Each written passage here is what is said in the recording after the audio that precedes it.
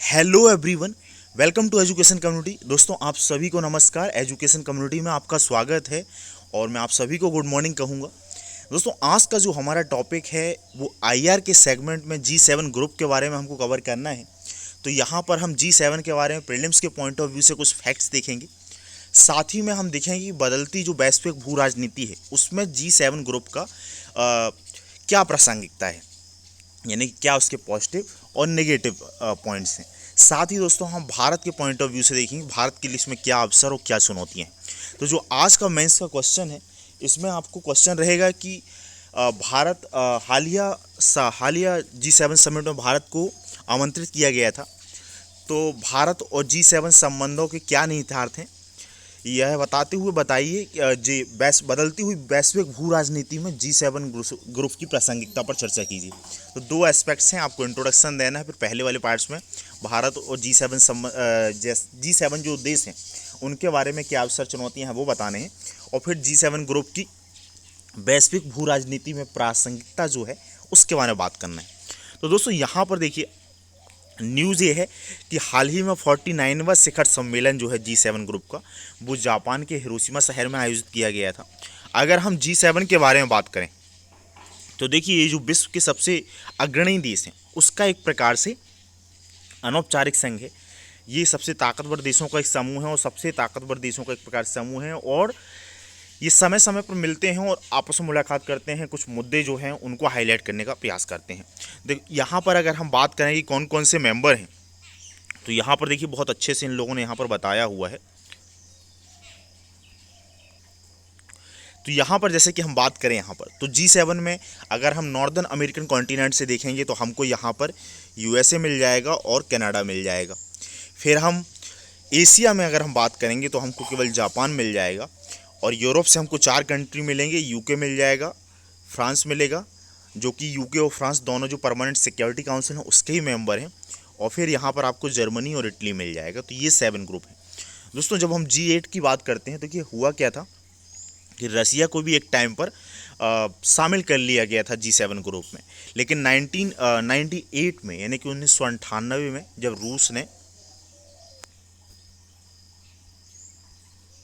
तो 1998 में रूस को भी इस ग्रुप में शामिल कर लिया गया। हालांकि क्या है, जब रूस ने क्रीमिया पर कब्जा कर लिया जो कि यूक्रेन का हिस्सा था 2014 में, तो रसिया को फिर इससे बाहर कर दिया गया, बाहर का रास्ता दिखा दिया गया। फिर दोस्तों, आजकल ऐसे क्वेश्चन भी आ सकते हैं कि भाई ये वाला जो G7 ग्रुप के सभी मेंबर्स जो हैं वो G20 के मेंबर हैं, या G20 एशियान के सभी मेंबर G20 के मेंबर हैं, तो आपको इस चीज़ का ध्यान रखना है। तो इसमें देखिए 7 कंट्री एक ये हैं, रूस की हमने बात कर ली, 8 ये बात कर ली। फिर G20 में 20 कंट्रीज़ हैं, तो वहाँ पर अगर हम फिर और देखेंगे तो यहाँ से हमको नॉर्दर्न अमेरिका में मैक्सिको मिल जाएगा, साउदर्न अमेरिका में अर्जेंटीना है और ब्राज़ील मिल जाएगा। फिर हम आ जाएंगे यूरोप में, तो चूँकि यूरोप के कंट्रीज़ की हमने यहाँ पर बात कर चुके थे, तो 3 ये हो गए। फिर हम यहाँ पर एशिया की बात करेंगे तो हमको सऊदी अरेबिया मिल जाएगा, भारत मिल जाएगा, यहाँ पर साउथ कोरिया मिल जाएगा, इंडोनेशिया मिल जाएगा। तो 4 ये हो गए, यानी कि यहाँ तक 8, और 7 ये हो गए, 8 3 11 और 4 15 हो गए। इसके बाद हमको यहाँ पर फिर ऑस्ट्रेलिया कॉन्टिनेंट से ऑस्ट्रेलिया मिल जाएगा। यहाँ पर हमने चाइना की बात की करनी चाहिए थी, तो 5 हो जाते हैं हमारे पास यहाँ पर, और यहाँ पर ऑस्ट्रेलिया हो गया, और यहाँ पर फिर साउथ अफ्रीका, और यहाँ पर तुर्की। तो कहने का मतलब कि 7 ये और एक 8। फिर नॉर्दर्न अमेरिका कॉन्टिनेंट से हमको मैक्सिको मिल गया, तो हो गए 9। नीचे हम साउदर्न अमेरिका में चले जाएंगे तो हमको अर्जेंटीना और ब्राज़ील मिल जाएगा, यानी कि 11 यूरोप में। और फिर उससे हम एशिया में आ जाते हैं, तो एशिया में हमको इंडिया है, चाइना है, सऊदी अरेबिया है, इंडोनेशिया है, साउथ कोरिया है। तो यहाँ पर हो गई 5, तो 11 और 5 16। और फिर हम ऑस्ट्रेलिया चले जाते हैं, तो एक ऑस्ट्रेलिया से मिल जाएगा 17, और एक जो है हमको अफ्रीका में साउथ अफ्रीका मिल जाएगा 17 के बाद 18, और एक हमको यहाँ पर फिर यहाँ पर हमको यूरोपीय संघ मिल जाएगा, और एशिया और यूरोप को जोड़ता हुआ टर्की मिल जाएगा। तो 18 और 1 19, और यूरोपीय संघ को मिला के 20 हो जाएंगे। तो इस प्रकार से हमने G20 में जितने भी मेंबर्स हैं उनके बारे में भी देख लिया, और इस तरीके से हमको रखने में क्या है, माइंड में क्लियर पिक्चर रहता है, तो हमको याद भी रहता है। तो ये चीज़ हो गई दोस्तों। इसके बारे में हमने संगठन के बारे में देख लिया। कुछ इसकी उपलब्धियों के बारे में बात करें जैसे कि, तो तो क्या है, 2002 में मलेरिया और एड्स की रोकथाम के लिए एक प्रकार से एक ग्लोबल फंड बनाया गया था, उसको स्थापित करने में इसकी भूमिका काफ़ी इंपॉर्टेंट थी। फिर दूसरा क्या है कि एक ग्लोबल मिनिमम टैक्स के बारे में आप लोगों ने सुना होगा, उसके ऊपर हमने पहले भी डिस्कस किया हुआ है। तो क्या है, 15% ग्लोबल मिनिमम जो टैक्स लागू किया गया, तो उसको क्रियान्वयन करने में पहली वो जो चर्चा है वो G7 में की गई थी, और बाद में उसको अब जो है क्रियान्वयन फेज में काम किया जा रहा है। फिर दोस्तों क्या है, 2015 में ग्लोबल अपोलो कार्यक्रम की शुरुआत की गई थी, और इसका उद्देश्य क्या था कि जो स्वच्छ ऊर्जा है और इस सेक्टर में जो R&D वगैरह उसमें काम करके जलवायु परिवर्तन से निपटा जाए। तो इस तरीके कुछ अच्छे इनिशिएटिव्स हैं जिस पर काम की जाने की ज़रूरत है। कुछ फैक्ट्स की बात करें कि तो ग्लोबल कार्बन डाइऑक्साइड का जितना उत्सर्जन होता है उसमें 25% का कंट्रीब्यूशन इन 7 देशों का है। फिर दोस्तों यहाँ पर अगर हम देखें कि जितनी भी GDP की बात करें, क्योंकि ये वाले जो ग्रुप हैं वो सबसे एडवांस इकोनॉमीज़ में जो भी कंट्रीज़ आते हैं वो शामिल हैं, तो 46% जो GDP है वो ये 7 कंट्री कंट्रोल करते हैं। और यहाँ पर जो पॉपुलेशन है, तो डेफिनेटली इन देशों की पॉपुलेशन उतनी है नहीं है, तो 110 है, यानी 10% पॉपुलेशन वर्ल्ड की इन देशों में रहती है। अब दोस्तों यहाँ पर हम देखें कि यहाँ पर हुआ क्या है अपडेट। तो हुआ क्या था कि भारत को इस वाली जो जापान में जो समिट हुई थी उसमें भारत, ऑस्ट्रेलिया और ब्राज़ील जैसे देशों को भी आमंत्रित किया गया था, इन 3 देशों को आमंत्रित किया गया। तो इसका एक पर्पज़ ये होता है कि ये G7 वाले जो ग्रुप हैं वो ज़्यादातर जो जितने भी कंट्रीज़ हैं वो डेमोक्रेटिक कंट्रीज़ हैं, वो कहीं ना कहीं USA ग्रुप का हिस्सा है। तो वो चाहते हैं कि ये जो कंट्रीज़ हैं, ऑस्ट्रेलिया हो, ब्राज़ील हो, भारत हो, तो ये दूसरे खेमे में ना जाएं और ये हमारे साथ ही रहें, इसलिए इनको आमंत्रित किया जाता है और कोशिश की जाती है कि इनके साथ बैठ के अलग अलग मुद्दों में विचार विमर्श किया जाए। इसके बाद दोस्तों हमारे क्या है कि मोदी जी गए थे, तो अब मोदी जी को एक प्रकार से मौका मिला, तो उनने इस वाले जो प्रोग्राम में भी 10 पॉइंट्स की अपनी कार्य योजना प्रस्तुत कर दी। अब उस 10 पॉइंट्स की जो कार्य योजना की अगर हम बात करें, तो जैसे समावेशी खाद्य प्रणाली की बात कर दी, वैश्विक उर्वरक आपूर्ति श्रृंखला में गैर राजनीतिकरण होना चाहिए, उर्वरकों का एक वैकल्पिक मॉडल विकसित होना चाहिए कि भाई हम जो फर्टिलाइजर्स यूज़ कर रहे हैं उसके लिए अल्टरनेटिव मॉडल्स क्या है। जैसे कि अभी मैं जिस प्रोजेक्ट्स में हूँ, जितने भी प्रोजेक्ट्स वगैरह में यहाँ पर नॉन सिविल सोसाइटी ग्रुप्स में, तो एक पर्पज़ ये है कि NPM खेती जो तरीके, अलग अलग नाम है, अलग अलग तरीके हैं, लेकिन ऑलमोस्ट उनका पर्पज़ एक ही, चाहे जो जैविक खेती हो, चाहे national collision for natural farming हो, या अभी जो है नॉन पेस्टिसाइडल मैनेजमेंट, यानी कि हम जो पेस्टिसाइड्स वगैरह का यूज़ करते हैं तो उसको हम कैसे हटा दें। तो इस प्रक्रिया की बात की है, वहीं पर ये बात की जा रही है कि उर्वरकों का वैकल्पिक मॉडल विकसित किया जाए। तो इसमें जो हमारी पारंपरिक खाद होती है, गोबर वगैरह की, राख है, गुड़ है और गौमूत्र वगैरह है, इनको मिला के कुछ बनाया जाता है। तो वो चीज़ें जो है यहाँ पर प्रैक्टिकल की जा रही हैं, मोदी जी ने वहाँ पर मंच में बात कर दी। फिर इसके बाद दोस्तों ग्लोबल साउथ है जो, यानी कि जो साउदर्न कॉन्टिनेंट में आने वाले जो लोग हैं, वो हिस्टोरिकली उनका शोषण भी किया गया है और वो विकसित नहीं रहे। तो उसके लिए हमने बात की मोदी जी ने कि भाई इनकी जो है, इनको ध्यान में रखते हुए हमको विकास मॉडल अपनाना चाहिए। ऐसा ना हो कि जलवायु परिवर्तन के नाम पे हम इनको ही पीछे छोड़ दें। फिर समग्र स्वास्थ्य देखभाल को बढ़ाना होगा, भोजन में मोटे अनाज को शामिल करने की बात की। देखिए ये ऐसे पॉइंट्स हैं कि जब भी आप कहीं पर लिख रहे हो डेवलपमेंट के बारे में, IR के बारे में, तो सब सेगमेंट्स को यूज़ करके लिख सकते हैं, क्योंकि आने वाले जो टाइम है जो आने वाला टाइम है वो टाइम ही है कि इन चीज़ों पर फोकस किया जाए, तभी जो हम एक सस्टेनेबल डेवलपमेंट गोल्स की ओर जा सकते हैं और प्रकृति और ह्यूमंस के बीच में अच्छा संबंध बना सकते हैं। फिर यहाँ पर स्वास्थ्य देखभाल प्रणाली ऐसी होनी चाहिए जिसमें बेहतर बनाया जा सके लचीली स्वास्थ्य प्रणाली। डिजिटल स्वास्थ्य देखभाल सुविधा की बात करी गई है और स्वास्थ्य देखभाल पेशेवरों की मुक्त आवाजाही, क्योंकि हमारे यहाँ पर काफ़ी ज़्यादा ह्यूमन रिसोर्स है जो स्किल्ड है, जैसे नर्सेस वगैरह हैं तो गल्फ ईस्ट में जाती हैं, यूरोप में जाती हैं, तो उनकी मुक्त आवाजाही होना चाहिए, ये बात है। अब दोस्तों यहाँ पर से जो आउटकम निकल के आया है, हम उसके बारे में थोड़ा सा बात करें। तो जैसे कि पहला पॉइंट है आर्थिक लचीलापन और आर्थिक सुरक्षा। तो इसमें बोला गया है कि जो अभी संकट उभरा हुआ था एक प्रकार से कोविड-19 के बाद संकट उभरा, फिर ग्लोबल सप्लाई चेन की वजह से संकट उभरा, फूड इन्फ्लेशन की वजह से, तो उसमें बोला गया है कि जो आर्थिक दबाव से निपटने के लिए एक प्रकार से एक कोऑर्डिनेशन प्लेटफॉर्म बनाया जाएगा, समन्वय जो मंच है उसका निर्माण किया जाएगा। और इसका उद्देश्य क्या होगा, जैसे कि उभरती हुई जैसे कि टेक्नोलॉजीज़ हैं, जैसे कि माइक्रो इलेक्ट्रॉनिक्स है, और व्यापार और आर्थिक निर्भरता वगैरह को ऐसा ना किया जा सके कि जो इकोनॉमिक डिपेंडेंसी है, जैसे कि चाइना के इसमें हुआ था, तो चाइना ने उसका क्या किया कि ऑस्ट्रेलिया के साथ व्यापार में उसको बोला कि अगर आप हमारे खिलाफ बोलेंगे तो हम आपके पास ये चीज़ें नहीं पहुंचने देंगे। तो एक प्रकार से जो आर्थिक डिपेंडेंसी है उसको एक प्रकार से रणनीतिक हथियार के तौर पे उपयोग न किया जाए, उससे निपटने के लिए मंच निर्मित किया जाएगा। और यहाँ पर जो भी सदस्य और सम्मेलन में जो जो शामिल हुए हैं, उन्होंने जो चाइना के साथ संबंध है, जो मैंने एग्जांपल दिया उसी कॉन्टेक्स्ट में बात की है कि जोखिमों से मुक्त करने पर सहमति व्यक्त की है। फिर दूसरा दोस्तों एक और उभरता हुआ टॉपिक है हमारा आर्टिफिशियल इंटेलिजेंस।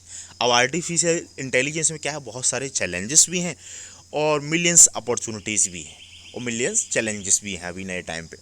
तो उसकी बात अगर हम बात करें उसमें, तो इसमें क्या है, जो अंतर्राष्ट्रीय तकनीकी मानकों को विकसित करने और उनको अपनाने पर जोर दिया गया है कि भाई उसके लिए एक हम योजना बनाएंगे, सहमति व्यक्त की गई है। तो आने वाले टाइम में हमको देखने को मिलेगा कि G7 के नाम पर या तो फिर G20 के नाम पर ऐसा कुछ बनाया गया है। फिर जलवायु और ऊर्जा की बात करें दोस्तों अगर हम, तो 2050 तक ये जो भी सदस्य थे उनने 2050 तक ग्लोबल जो कार्बन उत्सर्जन उसको नेट ज़ीरो करने की बात करी है और कोशिश है कि 1.5 डिग्री सेल्सियस तक उसको सीमित किया जाए।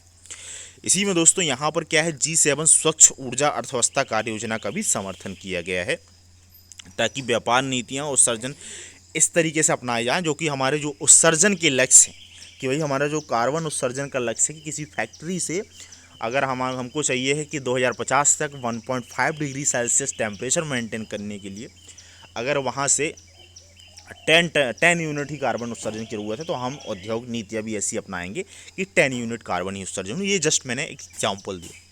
फिर दोस्तों यहाँ पर जो वैश्विक फूड चेन है, फूड सिक्योरिटी है, उसमें लचीलेपन की बात की गई है और उसके लिए हिरोशिमा एक्शन स्टेटमेंट जारी किया गया। अब दोस्तों देखिए क्या होता है, आप ऐसी चीज़ों का भी उपयोग कर सकते हैं जब कभी आप आंसर वगैरह लिख रहे हैं, तो आप जैसे कि फूड सिक्योरिटी की बात कर रहे हैं तो हिरोशिमा एक्शन स्टेटमेंट की बात कर सकते हैं कि यहाँ पर भारत ने G7 देशों के साथ मिलकर ये स्टेटमेंट लॉन्च किया है ताकि जो वैश्विक फूड सिक्योरिटी उसको और बेहतर बनाया जा सके। तो ये जो आउटकम निकल के आए हैं दोस्तों, इसमें अगर हम इस संगठन की प्रासंगिकता की बात करें तो यह तो दोस्तों फिर अगर यहाँ पर हम संगठन की प्रासंगिकता की अगर हम बात करें तो इकोनॉमिक पावर की जैसे अगर हम बात करते हैं तो क्या है कि इन देशों की जो सामूहिक शक्ति है, अगर हम तो दोस्तों अगर हम इसमें जो वैश्विक जो भू राजनीति है, ग्लोबल जो जियो पॉलिटिक्स है, उस कॉन्टेक्स्ट में अगर हम G7 ग्रुप की क्या प्रासंगिकता है, यानी कि उसकी क्या कुछ रिलेवेंस है, यानी कि उसके कुछ पॉजिटिव पॉइंट्स हैं, सकारात्मक बिंदु हैं, जो नकारात्मक बिंदु, उसके ऊपर अगर हम बात करें तो अगर हम पॉजिटिव की ओर जाएं तो ये इकोनॉमिक, अगर हम यहाँ पर पावर की बात करते हैं आर्थिक शक्ति के तौर पे, तो क्या है, जैसा कि हमने देखा कि इसमें 46% जो वर्ल्ड की GDP है वो इन देशों के द्वारा नियंत्रित की जाती है। तो ये जो वैश्विक संबंधों में व्यापार असंतुलन है, मुद्रा स्थिरता वगैरह है, वित्तीय संकट, इनसे निपटने में सक्षम बना देती है इसको। फिर दूसरा दोस्तों अगर हम इसके राजनीतिक प्रभाव और अंतर्राष्ट्रीय सहयोग की बात करें तो इसमें क्या है, तो दोस्तों यहाँ पर अगर हम राजनीतिक प्रभाव और अंतर्राष्ट्रीय सहयोग की बात करें तो क्या है, चाहे वो युद्ध संघर्ष का मामला हो, परमाणु प्रसार का मामला हो इत्यादि का, तो उस एजेंडे को फिक्स करने में काफ़ी इंपॉर्टेंट है, क्योंकि इसमें जैसे कि यूरोप से फ्रांस है, जर्मनी है, ब्रिटेन है और नॉर्दर्न अमेरिकन कॉन्टिनेंट से कनाडा और अमेरिका जैसे देश हैं, एशिया से जापान जैसे देश हैं, तो ये बहुत ही महत्वपूर्ण कंट्री शामिल हैं, इसलिए इनकी भूमिका महत्वपूर्ण हो जाती है। फिर दोस्तों एक प्रतीकात्मक महत्व भी है, क्योंकि ये जितने भी कंट्रीज़ हैं वो एक लोकतांत्रिक देश हैं, तो उनका ये प्रतिनिधित्व करता है, तो जो लोकतांत्रिक वैल्यू हैं अंतर्राष्ट्रीय संबंधों में उनको बढ़ावा देता है। फिर दोस्तों यहाँ पर वैश्विक जो गवर्नेंस है तो उसके लिए भी जैसे FATF है, फाइनेंशियल एक्शन टास्क फोर्स, तो उसकी स्थापना करने में G7 ग्रुप का ही प्रमुख भूमिका रही है। और आज हम देखते हैं पाकिस्तान के द्वारा जो भारत में आतंकवाद को बढ़ाने के लिए जो फंडिंग वगैरह मुहैया कराई जाती है या और भी अन्य देशों के द्वारा ऐसा किया जाता है, तो उसमें FATF की भूमिका महत्वपूर्ण होती है। दोस्तों असल में क्या होता है कि ये जो G7 ग्रुप है, इसके क्या है कि पॉजिटिव पॉइंट्स तो हमने देखे, लेकिन कोई भी संगठन हो उसके कुछ नेगेटिव पॉइंट्स भी होते हैं। और दूसरी चीज़ क्या है, इस टाइप की जो संगठन है, चूँकि जो इनकी फॉर्मल ग्रुपिंग नहीं होती है तो उतनी बहुत ही प्रक्रियाबद्ध तरीके से काम नहीं कर पाते। और चूँकि ये जो G7 ग्रुप है, इसमें क्या है, 7 ही देश हैं। अब आज की डेट में इंडिया है, ब्राज़ील है, साउथ अफ्रीका है, इन देशों की भी भूमिका काफ़ी बढ़ गई है एक मिडिल पावर के तौर पे। जो बड़ी पावर है उनके बीच में मिडिल पावर है और कुछ स्मॉल पावर है, तो मिडिल पावर के तौर पे इनकी भूमिका भी बढ़ गई है। तो उस संदर्भ में इनका जो है कुछ ऐसे हम पॉइंट्स बिंदु भी गिना सकते हैं जिसकी वजह से ये संगठन उतना प्रभावी नहीं है। जैसे कि अगर हम पहले ही बात करें तो सीमित प्रतिनिधित्व और प्रमुख देशों का सदस्य नहीं होना। जैसे कि जो बड़े कंट्री मिडिल पावर्स की हमने बात की, भारत जैसे देश हैं, ब्राज़ील है, अब चीन इतना दूसरा ध्रुवी वाला इतना बड़ा देश है, तो ये इसमें शामिल नहीं है। तो ये एक प्रकार से उतना जो है उतनी बड़ी वॉइस को ये रेज नहीं कर पाता है। फिर दोस्तों क्या है कि इन जो देशों के सदस्य हैं उनके बीच में भी तालमेल देखने को नहीं मिलता। अब फ्रांस है या जर्मनी है, इनके संबंध रसिया और चाइना के केस में अलग अलग देखने को मिलते हैं। तो फिर जब ये बात करेंगे इनके विरुद्ध तो वो वॉइस या उतनी मजबूती से वो आवाज़ उभर के नहीं आ पाएगी। तो ये चीज़ भी हमको समस्या यहाँ पर देखने को मिलती है। फिर दोस्तों आगे अगर हम बात करें तो वैश्विक स्थिति में काफ़ी बदलाव हो गया। देखिए एक वो टाइम था 1990 का, जब क्या है 2 ध्रुव ही बचे थे और प्रकार से उस समय जब कोल्ड वार समाप्त होता है तो यूएसएसआर भी समाप्त हो जाता है और एक ही ध्रुव बनता है यूएस। तो उसने अपने काम को आगे बढ़ाने के लिए इन सभी देशों को एक साथ दिया। लेकिन अब काफ़ी बदलाव हो गया है। ग्लोबल जो स्थिति हैं, परिस्थितियाँ हैं, देशों की कंडीशंस हैं, वो काफ़ी बदल चुकी हैं। फिर दोस्तों प्रतिबद्धताओं का कार्यान्वयन भी हमको होता है। क्या है, हमने एक आइडिया रख दिया, हमने उसके लिए एक प्लान बना दिया, लेकिन उसका एग्जीक्यूशन बहुत इंपॉर्टेंट होता है। तो जैसे कि क्या है कि अलग अलग जो एग्जाम्पल्स की अगर हम बात करें, जैसे कि उनका क्रियान्वयन या उनके राजनीतिक विचारों की वजह से या आपसी हितों की वजह से उसका क्रियान्वयन कई बार काफ़ी जटिल हो जाता है। जैसे कि PGI करके डेवलपमेंटल प्रोग्राम स्टार्ट किया गया था, उसको पहले किसी और नाम से स्टार्ट किया था, तो उसके बारे में हमने चर्चा की है, जैसे चाइना का बेल्ट एंड रोड इनिशिएटिव। तो उसके विकल्प के तौर पे एक मॉडल सुझाया गया था, फिर ये सुझाया गया, लेकिन उन सब चीज़ों पर कोई ठोस काम नहीं हो रहा है। तो दोस्तों ये थे, इसके बारे में हम प्रासंगिकता अगर हमको बतानी है तो उसके बारे में हम बताएंगे। फिर अगर हम भारत और G7 के संबंध में अवसर और चिंताओं की अगर हम बात करें तो देखिए यहाँ पे क्या है, अपॉर्चुनिटी ये है कि G7 ग्रुप के विस्तार में भारत जैसे देश को G7 ग्रुप के विस्तार में भारत जैसे देश को भी सदस्य बन सकता है। फिर ग्लोबल साउथ, चूँकि भारत क्या है G20 का 2022 में अध्यक्ष रहा है, तो ग्लोबल साउथ की आवाज़ उठाने के लिए G7 और इसके बीच में एक कड़ी का काम कर सकता है। चीन को भी प्रतिसंतुलित करने में भारत इस संगठन का उपयोग कर सकता है। इनके साथ अच्छे संबंध बना के चीन के प्रति एक प्रकार से हम लड़ने में और सक्षम हो सकते हैं। फिर अन्य अगर कुछ संबंधों की बात करें तो क्या है, चूँकि भारत अगर इन देशों के साथ मिलता है तो इससे जो व्यक्तिगत जैसे US है, फ्रांस सदस्य देशों के साथ भारत की द्विपक्षीय मुलाकातें भी वहाँ पर उन्हीं संगठनों के साइड बाई साइड हो जाती हैं, चाहे जापान हो, जर्मनी हो, फ्रांस हो, US हो, तो उनसे भी हमारे अच्छे संबंध बन पाते हैं। तो भारत के लिए ये इस संगठन से मिलने पॉजिटिव पॉइंट्स हो सकते हैं। अगर हम नेगेटिव की बात करें दोस्तों, नेगेटिव की बात करें तो विचारों में मतभेद है, क्योंकि भारत क्या है, एक प्रकार से स्वतंत्र जो डिप्लोमेसी है, स्वतंत्र कूटनीति है, ऑटोनॉमी जो हमारी रणनीतिक स्वायत्ता उसकी बात करता है। तो जैसे कि अब इन संगठनों ने रूस के खिलाफ आवाज़ उठाई और रूस भी हमारा एक अच्छा पार्टनर है, तो भारत के लिए वो जो है विचारों में मतभेद देखने को मिलता है। फिर जैसे कि WTO में जो भी मुद्दे हैं, चाहे खाद्य सब्सिडी का मुद्दा हो, चाहे पेटेंट्स को लेकर अलग अलग मुद्दे हों, ये देश उसके विरुद्ध आवाज़ उठाते हैं और भारत चाहता है कि वो व्यवस्था ऐसी हो ताकि विश्व के जो भी छोटे छोटे देश भी उनको भी फ़ायदा मिले।